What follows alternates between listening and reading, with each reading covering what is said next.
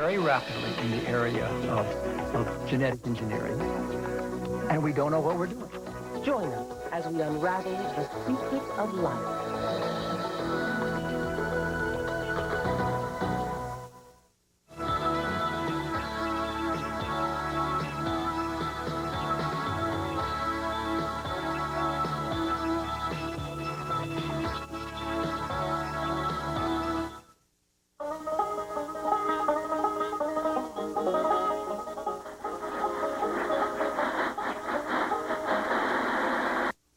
Take our world and reconstruct it some other time or some other place for the purpose of looking at it anew, I think is of the essence of science fiction. And when a science fiction writer takes, if you like, a lot of different elements and puts them together in a very strange way, very exciting things can come from that, and very different ways of looking at the world can come from that. He drew his weapon and stepped into the alleyway, the moonlight reflecting in the puddles through shadows on the wall. Now, if this was a murder mystery, you'd know that a guy with a gun was skulking around a city on a rainy night. But if this was a science fiction or fantasy novel, you'd wonder, is the weapon a laser, a broadsword, a magic crystal, or a small alien parasite? Is the moonlight from one moon or 10? And are the puddles water, liquid nitrogen, molten lead, or a sentient life form? All writers create stories. Speculative fiction writers create whole worlds. And on the seventh day, they rewrite.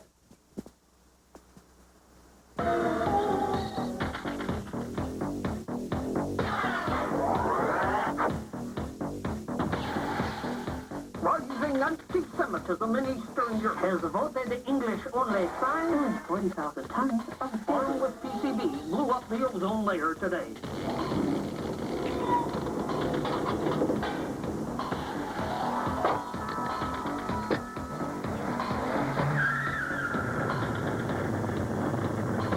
Standing by for solid rocket booster separation.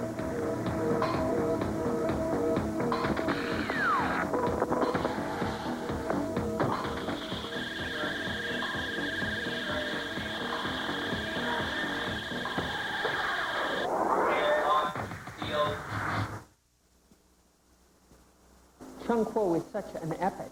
How did you construct a world that will sustain a 7-volume series? In my own case, I feel almost as if I'm somewhat of a cheat, because, I mean, the culture of China is exotic enough as it is. I mean, it's a science fiction world in itself. I mean, I've always argued that China was another planet, which was like 12 hours away on a plane. So when I actually came to write Chung Kuo, what I had to do basically was to get myself into an alien culture, which already existed. And there were books there, I mean, there were encyclopedias of this alien culture. So in a sense, I had it easier than some people. Then again, I thought I'd make it hard for myself by destroying the fabric of Chinese culture and building a big city in its place, which created other challenges for me. And I suppose the counterpoint between the Chinese tradition of stable government and the Western need for constant change, for sort of like evolutionary change, the impact of one against the other, I think, was where my story came from. Greetings, prisoners of gravity. I'm Commander Rick, living in a world of my own creation.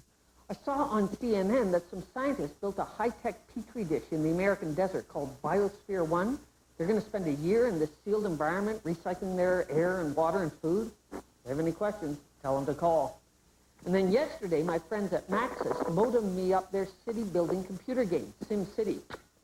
I've been creating my own urban nightmare called Rickiopolis. I'm just plowing another field here to turn it into some more factories. It's a very complex game because you set out parks and roads and highways and road networks. You can even install power plants. And, well, here, for example, you can check out crime statistics and set the police budgets. You can also get an overview of how your city grid is growing here. Let me check the transit system. Yeah, see transit. I think I need a few more bus lines. Anyway, this game got me thinking about building artificial worlds. Science fiction writers have created alien planets and future Earth, as well as smaller closed systems, similar to Biosphere 1. For example, vast spaceships, moon colonies, even inside a human body. And then there are the mega projects. In the Riverworld series, Philip Jose Farmer imagineered a planet covered by one long river that snakes back and forth over the entire planet's surface. It's stretching on and on for book after book after book. In Larry Niven's Ringworld stories, humans discover an ancient alien creation, a ribbon-like trough encircling a star. We're talking major renovation. Ringworld spins to create gravity, and sides keep the air from spilling out, and it has as much livable space as 100,000 Earths. Brian Stableford has a series of books which are set on an alien artifact which is built like a Dyson sphere. Brian, it's Commander Rick again. I'm discussing world building, so let's start with a basic question about your Asgard novels. What is a Dyson sphere? Well, Freeman Dyson's idea of a Dyson sphere was that as a solar system which was inhabited by intelligent beings progressed through time, the intelligent beings would just put the matter in more convenient places. They would build it up into a kind of vast sphere. And there have been various science fiction stories dealing with very large-scale structures of that kind. My Hollow Planet in the Asgard series, in Journey to the Center, is slightly different from that in that it doesn't imagine that anyone's built something around a pre-existing sun, that what they've done is to put together a planet-sized entity, but it's not solid. They've built it up in terms of countless layers, and then they've just put their own fusion reactor into the middle to take the place of the sun, so that you've got a fusion reactor which doesn't, you don't waste the space that way. And if you build a Dyson sphere around the sun, all the space in between the Earth and the sun would be more or less wasted. It would be empty.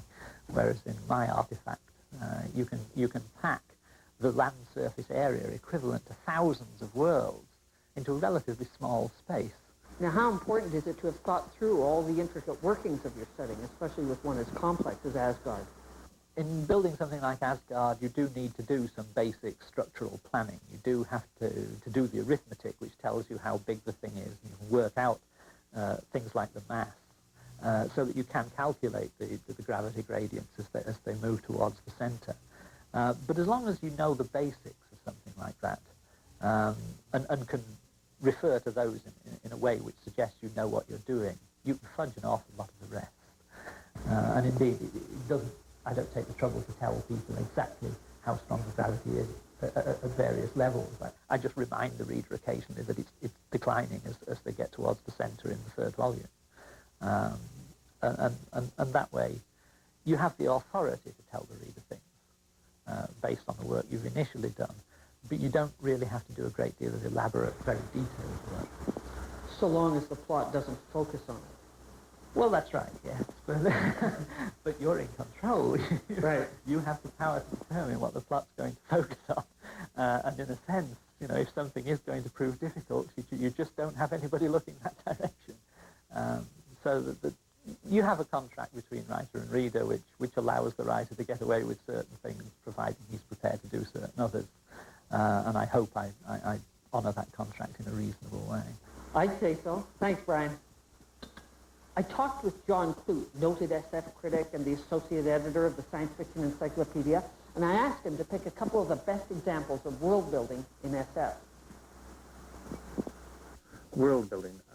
If we're thinking about the actual construction of science fiction novels which posit entirely new kinds of worlds, I think the most exciting kind of world building at the present time is not the Dyson spheres or the ring worlds, although ultimately when they are better done they're going to be enormously exciting to read about because of the huge expansiveness of the idea. Billions and billions of times the area of Earth available for high fantasy adventures. But the kind of world that Brian Aldiss constructed in the Heliconia sequence and Paul Park in the States has been constructing with the Starbridge Chronicles. This is the world of the Great Year, the world in which, because of peculiarities in the solar system, the seasons are divided into small seasons that relate to the orbit of the world around one star, plus a great year, which is the orbit of that star around another star, in Brian Aldiss's case, or in Paul Park's case, the intervention of a wandering planet, which has the same effect of engendering huge seasons that take generations to transpire, so that you have a model for the creation of whole societies and whole worlds and religions and sexual patterns that are summer or spring or autumn or winter patterns. And these patterns, movement one into the other, can be seen as an enormously useful and fruitful kind of model for understanding how we operate and for generating stories. I loved your 3 Heliconia books, but where did you even start building that world? There's a very simple answer to that. In the beginning was the word. A friend of mine, a publisher, wrote to me and said, hey, how'd you like to do an encyclopedia of a fantasy world that is just like Earth? And I thought about this, and I thought, this guy is mad. And so I wrote back to him and said, look, you know, you can't do this. You could do an encyclopedia of an imaginary world that was like Earth, but maybe had just one factor changed. Well, let's suppose we call this planet Heliconia, and let's suppose the word was out. It was on paper, Heliconia. And directly I got it. It had such resonance. You know, words and titles, they're like magnets collecting iron filings. They collect power to themselves. And I started thinking about this world with one different thing. And of course, the different thing that I came up with was that a year should last not just for a puny 365 days, like the present one, but that it should last for some 1,000 Earth years. And I thought that would be very interesting. It would mean, for instance, that if you were born in May, all your life would be spent in the glorious spring. It would be a bit of a bummer if you were born in November. You'd know the weather would only get worse. And so I just thought this was a wonderful idea and that I had to explore it. And that actually meant, you know, writing the 4 seasons, the way Vivaldi did it. But I didn't think I had Vivaldi's stamina. I left out the autumn. For one thing, my American publisher would have wanted to have called it Heliconia Fall, and that had religious connotations that I didn't want to get into. So they're just the 3 Heliconia novels. That was enough, because what you have to invent, of course, is, you know, a whole different universe. You invent everything from, I was going to say from the ground up, I mean from outer space down. And then when you've got all that, you throw it away, because what you've got to have in the foreground are interesting people and valid stories. Getting back to the power of names, where the heck did Heliconia come from? I had the pleasure when I was in Greece, where one of my sons lives and works, of climbing Mount Helicon, which was the traditional seat of the Muses in ancient Greece. It's a hell of a mountain. I mean, it's not like the Canadian Rockies, but there's an awful lot of that mountain, and it's all covered in very sharp twigs, let me assure you. I don't know how the gods ever sat down on that mountain.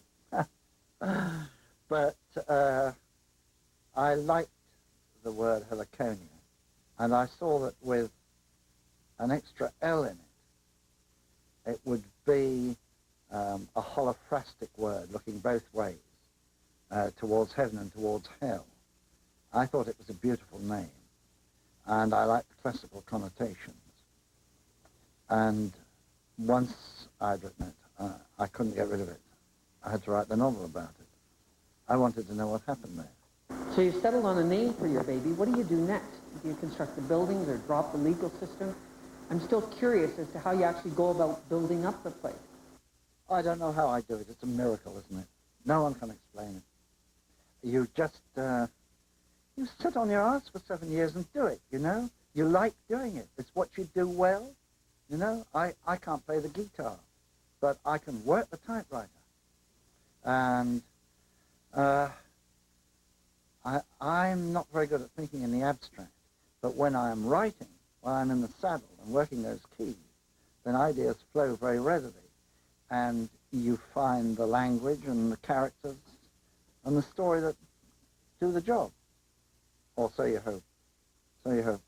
A whole generation born in early May. You're a tourist? Hey, I'm a tourist too, no bull. Okay, I'm just going to install a little sports stadium here. The franchise going, maybe add a little more commercial space. Turn this into Mall City. This game isn't very realistic, though. I've approved dozens of construction projects, and so far no one has offered me even one bride. It's been said that in science fiction, the setting is a character, and certainly whether the author sets a story on a Dyson sphere or a desert planet is going to affect the plot and the quote-unquote message of the book.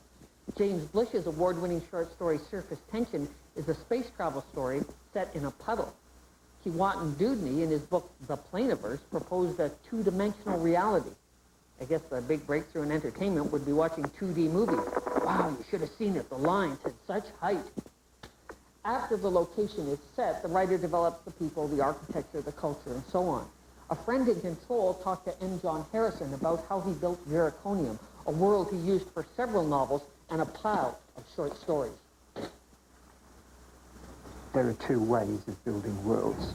One is to actually try and do it, in which case you have to start with the scaffolding, the bones, whatever you like to call them, and layer the musculature on that, and then paint it, and make it get up and walk around. I think that's a long and difficult way to do it. I chose a much simpler way, a much simpler technique, which is to go for impressions. If you read any halfway decent travel book about the real world, you'll find that no travel writer attempts to describe exactly what he sees. He gives his impressions of it. You get a glimpse of this, a glimpse of that. You look into a corner here, you look at a doorway there, you look at some pictures in a gallery there, you see a peasant girl up to her knees in water from a train, and so on and so forth.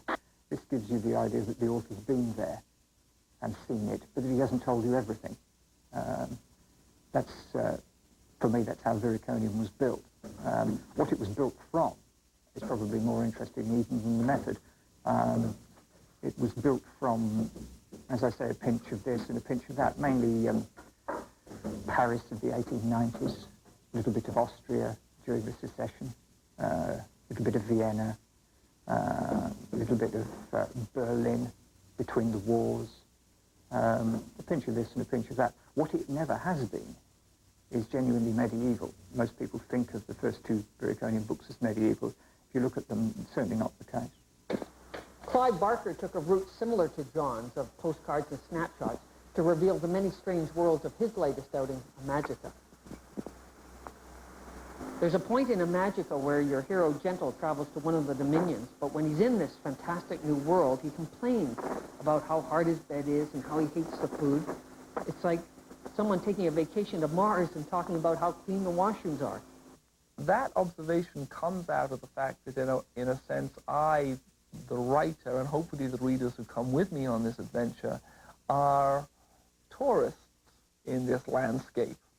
And tourists respond, I as a tourist, don't necessarily respond to the grander things that you see on the tour. To take an example, you go to Rome, and you don't come back remembering the Sistine Chapel. You don't go coming back remembering St. Peter's, though that may, of course, feature in the way that you talk about the trip. What you remember is a particularly nice pastry you had in some little shop somewhere, or this girl that you saw, or, you know, whatever it is. It's the details, these strange details which strike you. And what I wanted to do was make an account of the worlds which our hero was entering with that perception, so that instead of him coming into these worlds as you might into the worlds of Tolkien, for instance, and seeing the grand landscape immediately, and seeing the noble, epic sweep of the narrative immediately, what he sees are the fact that he doesn't like fish very much, and there seems to be a lot of restaurants that serve too much fish. The fact that there's a lot of dog do around, you know. I mean, he deals very much as I believe we would deal were we thrown into new territory. So here we have a book in Imajica, which is going to be about revelations which are literally millennium old,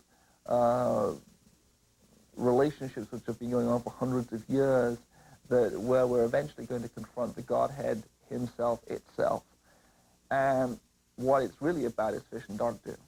And that seems to me to be a useful perception on the heroic. Speaking of fish and dog do, my harbor is becoming polluted. I think maybe I'll build a nuclear power plant here. Why not? My house is across town. There we go. Love those quick fixes. In the back of a lot of fantasy novels, you'll find appendices, chronologies, and more maps than you could stuff in a glove compartment. Even Ottawa's Charles de Lint, one of the pioneers of contemporary fantasy set on the earth we all know and love, has included maps, song sheets, and glossaries in many of his books. Why is fantasy so preoccupied with all the little details of its worlds? I guess that's Tolkien's fault. Before him, you know, people weren't doing that, and after him, people started doing it.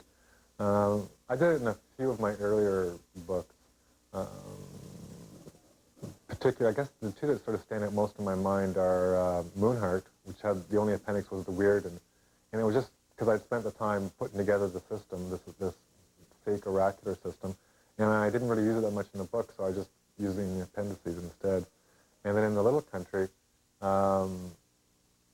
it was more a way, there was two appendices in that one, and the one was on the language, and it was just a way of sort of thanking the people I'd gotten the language from, more than a glossary. And the tunes were just for fun, because a lot of people know I play music and write tunes, so I just thought I'd put them in there so they'd get a chance to play them if they wanted to try them out. It seems like a lot of work, though, to come up with something like a whole oracular system. If it isn't critical to the plot, why bother? I think what happens is that people, you know, tend to spend, when you're making up things, you tend to spend a lot of time developing, like you make up a city, like I made up the city Newford, and I have all kinds of maps and lists of the people who live there that I'm going to use in stories, and lists of establishments, because it's all made up, so you got to keep track of it. And I think what happens is sometimes you want to just sort of throw that stuff in there, because you don't want to put too much in the story that just bogs it down. And you've got all this material, you know, you might have spent, you know, months working on, so you end up throwing some of it in the back of the book, you know. And some people really like it. Some people just thrive on that stuff. Moonheart, I get half the letters I get on Moonheart are talking about the oracular system, the weird, and you know, they're fascinated by it, and I feel actually bad for them because they never said that it was made up. And I'll get these letters from people who, you know, for 2 or 3 years have been trying to research it and can't find it, and they finally write to me, and I have to admit to them, well, that it was time ill spent because I made it up, you know. Oh, hi. Just built a hotel on Baltic. One of the new breed of best-selling fantasy authors is Robert Jordan. He, too, includes maps and charts. Maybe it's because fantasy has legends and so do maps. Robert, it's Commander Rick. It seems that there's a major difference in the ways that fantasy and science fiction authors construct their worlds. In science fiction, I like science fiction a lot. I read a lot of it, almost everything that comes out. But in science fiction, if you have the pocket of queep right, you can get away with having characters who are not so strong.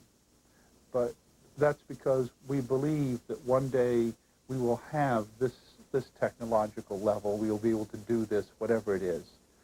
Well, nobody really believes that one day we're going to have magic or mental powers or that sort of thing that we have in fantasy.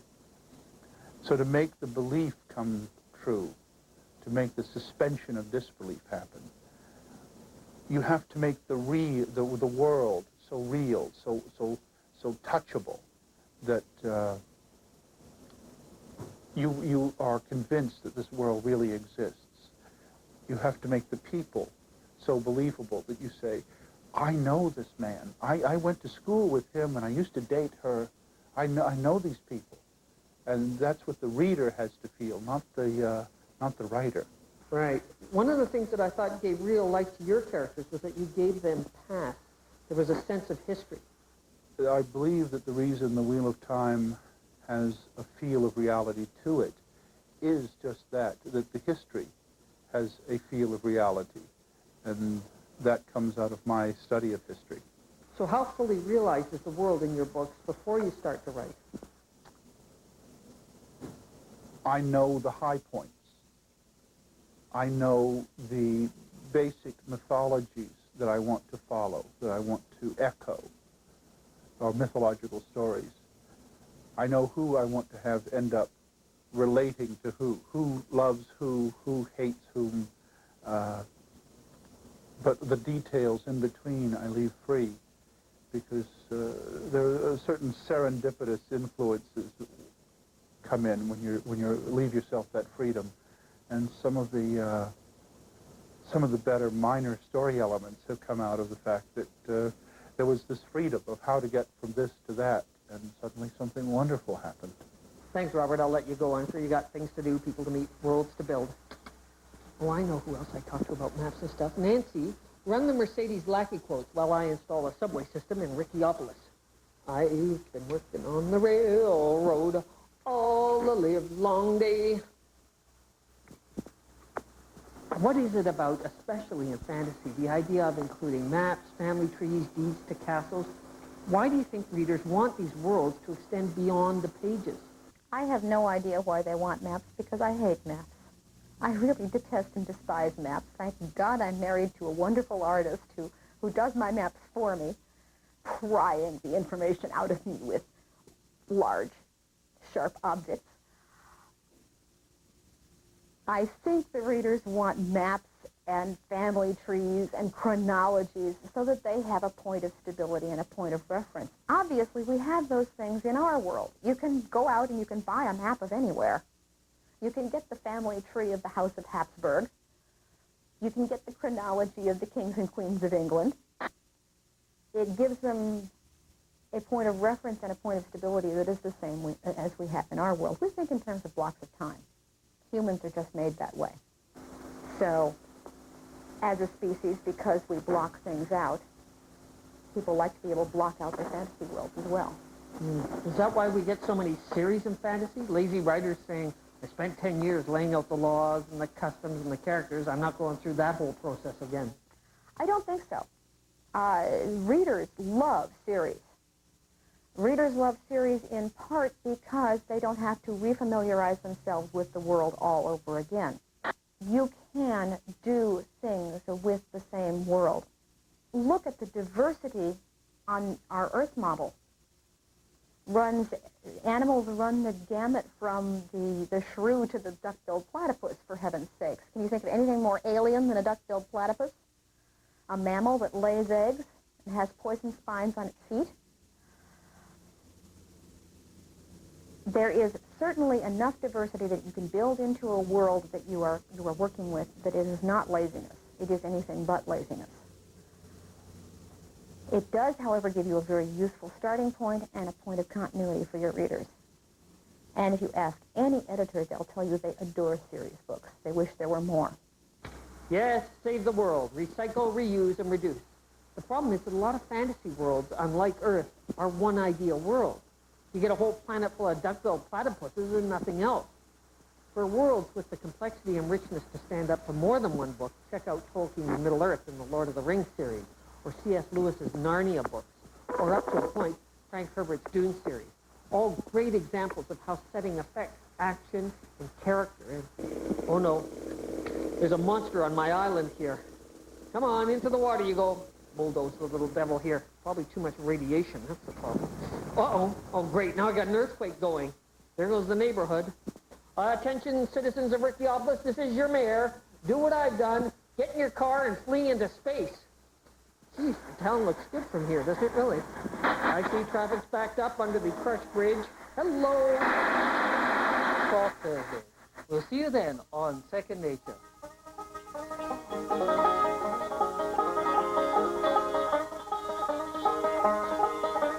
Prisoners of Gravity repeats Saturday morning at 11:30. Now stay tuned for the final installment of Bicycle, the two-part documentary on the bicycle's history and future.